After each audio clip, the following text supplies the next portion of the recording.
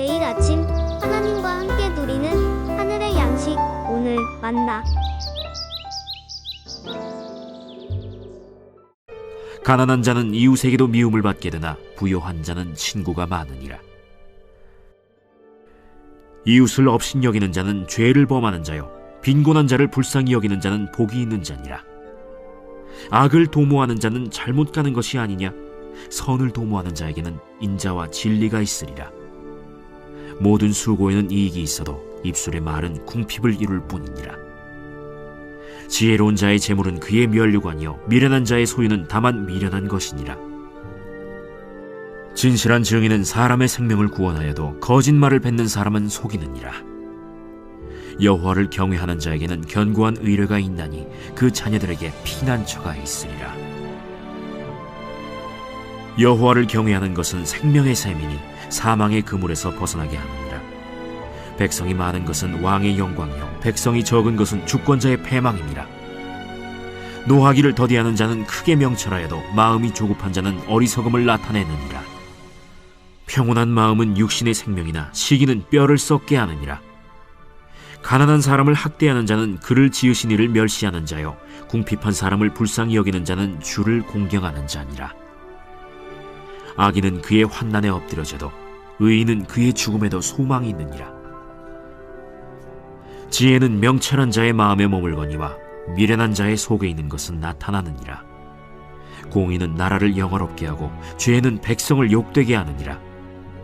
슬기롭게 행하는 신하는 왕에게 은총을 입고 욕을 끼치는 신하는 그의 진노를 당하느니라. 하나님을 경외하는 것이 지혜의 근본임을 잠언은 계속해서 강조하고 있습니다. 우리는 이 말을 들으면서 잠언의 지혜는 신앙생활에만 유익을 주는 것이라 생각할 수 있습니다. 그리고 일상에서의 삶에서는 또 다른 지식들을 구하고자 열망하게 되는 것이죠. 그러나 오늘 본문은 이 지혜가 단순히 신앙생활에서만 필요한 것이 아니라 삶의 전 영역에서의 필요한 것임을 이야기해주고 있습니다. 세상은 하나님을 경외하지 않습니다. 곧 지혜가 무엇인지 모르고 살아갑니다. 그들이 가장 가치 있게 여기는 것은 지혜가 아니라 돈입니다. 돈을 더욱 벌기 위해 지혜가 필요하다 말하고 부자가 되는 방법을 공부합니다. 부자가 되고자 하는 이유가 무엇 때문입니까?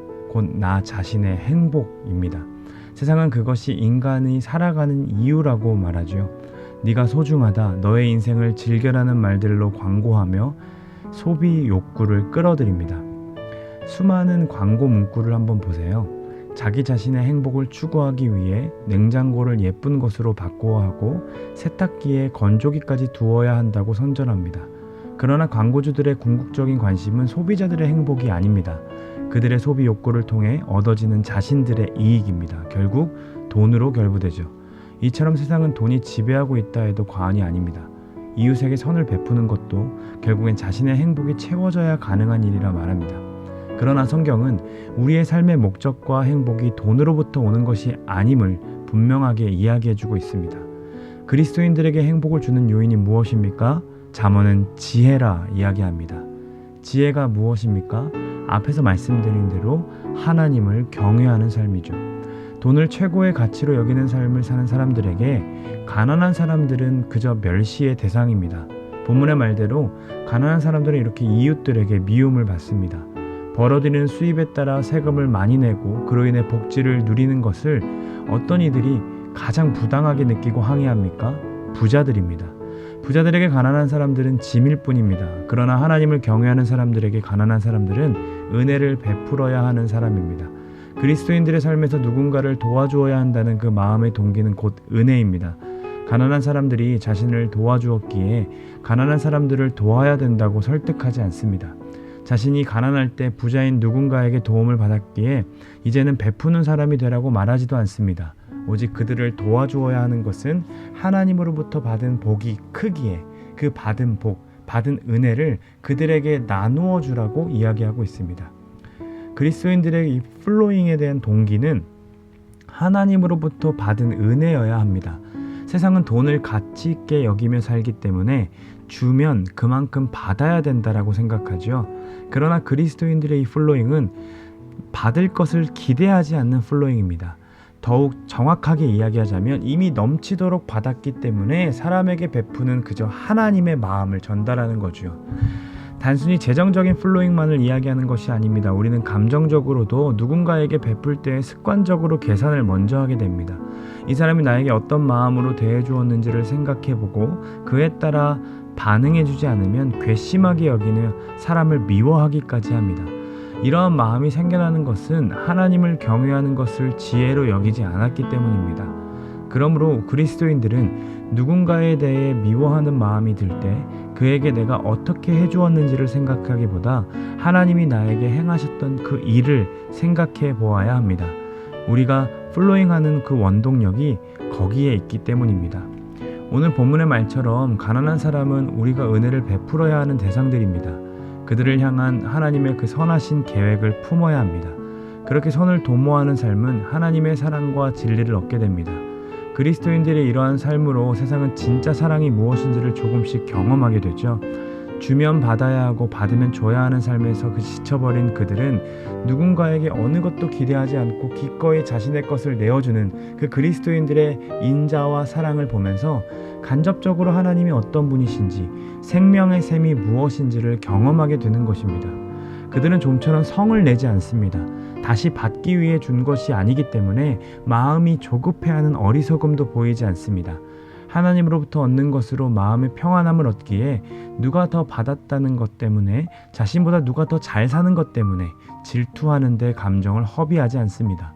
도리어 지혜가 무엇인지 아는 그리스도인들은 가난한 사람들을 멸시하는 것이 곧 하나님께 받은 은혜를 멸시하는 것이고 그것이 곧 하나님을 멸시하는 것이라 생각합니다.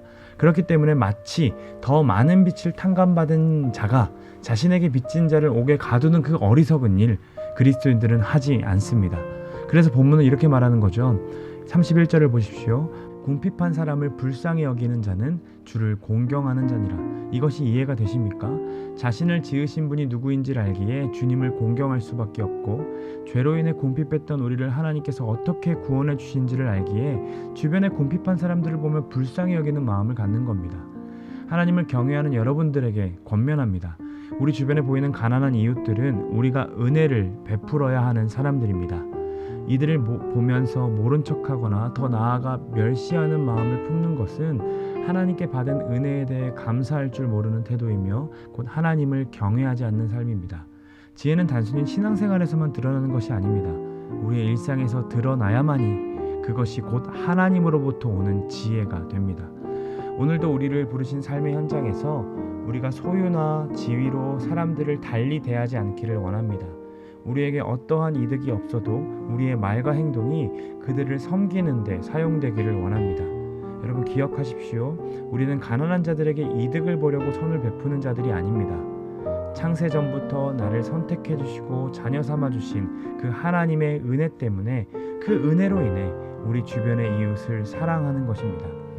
하나님은 오늘 본문을 우리에게 들려주시며 그 일을 우리가 일상 가운데 실현하기를 원하십니다.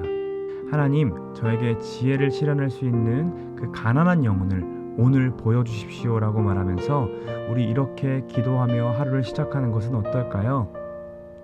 세상이 한 번도 경험해보지 못했던 그 기이한 사랑이 오늘 하루 곳곳에서 살아낼 여러분들의 삶을 통해 부어지기를 간절히 소망합니다.